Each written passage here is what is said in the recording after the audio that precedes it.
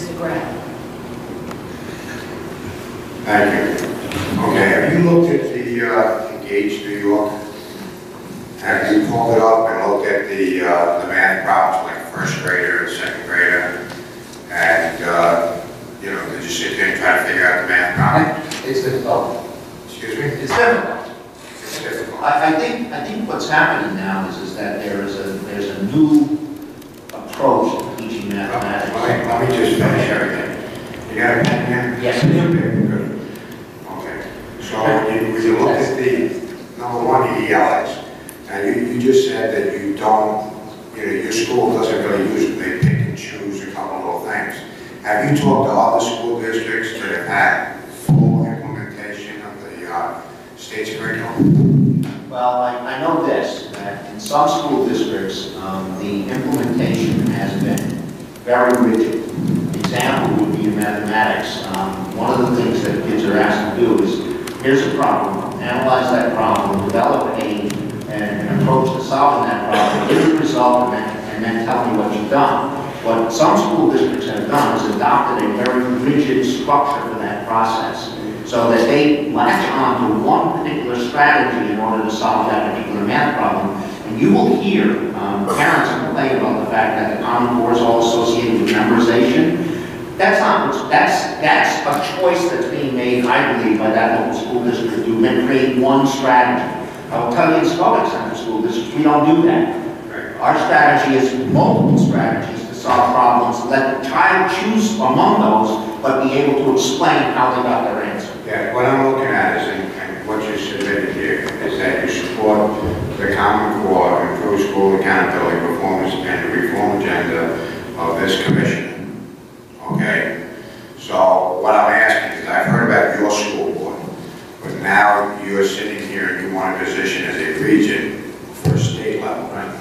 Okay?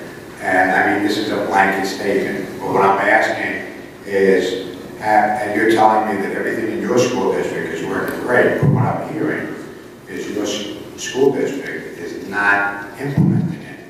Right? I'm asking, I'm asking you if you've talked to other school districts that have done full implementation, okay, in preparation for trying to get this position, okay, and whether or not you've talked to the teachers, you've talked to the special education teachers, and really seen what the bottom line of Common Core has been, because you're looking for a statewide position here. And what I wanted to see was how you prepared for this, and how you're prepared to step up and you know, you're a separate voice from the commission. And if you feel that this fails, I want to know what you're going to do. If I could just want to remind the colleagues that there are no litmus tests for being a member of the Board of Regents. Each person is here to have kind of an informal conversation about their point of view. So no criticism, Mr. Graf. I just want to remind you, he's not on the witness stand. You know, he's just coming in as a citizen looking to be considered. And you certainly can answer any question you wish, or just move on if you wish as well. So I think it's a fair question, because it is a statewide perspective that has to be formed by the Board of Regents. I will tell you that I have talked a lot to colleagues that are on boards of education and teachers from a whole variety of districts. I think that, I will tell you, I do not believe that anything I've heard tells me that anybody has rigidly adhered to the complete implementation of the Common Core. I don't believe they know how to do it. So I think, remember what I said, the Common Core is about 50% associated with what's being taught, and the other 50% about how it's being taught. I do not believe that there have been schools that have been successful in incorporating all the changes that are necessary to make that happen. I will tell you that I do believe that the state of New York made a big mistake with regard to the implementation of the Common Core. And that has to do with the lack of that model I gave you with regard to the building of automobiles. There was no major investment in the training that was necessary so the teachers were prepared, not just around the content, but also around the change in the teaching practice that had to take place. So I think, I believe deeply that in fact the Common Core in and of itself is not inherently bad. It got off to a very bad start because of a lack of focus on the tools that were necessary to bring it about.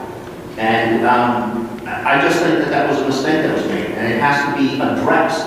And it has to be addressed by not so much backing off on the Common Core, but backing off on the schedule, so that in fact you can begin to start to address the underlying foundational pieces behind the Common Core. That has not happened, and it must happen. So there's got to be something that addresses this particular problem. And the leadership has to come from the Board of Regents. It has to be a statewide perspective. It has to engage the commissioner in the appropriate response to that.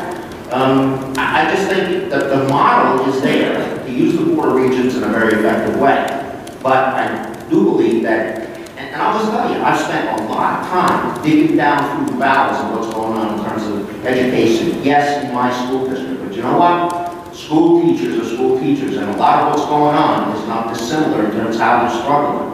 And they're struggling in part because the implementation was sorely lacking in the grounding and the educational tools that they would need in order to address not just the content, but also about the change in teaching that had to take place.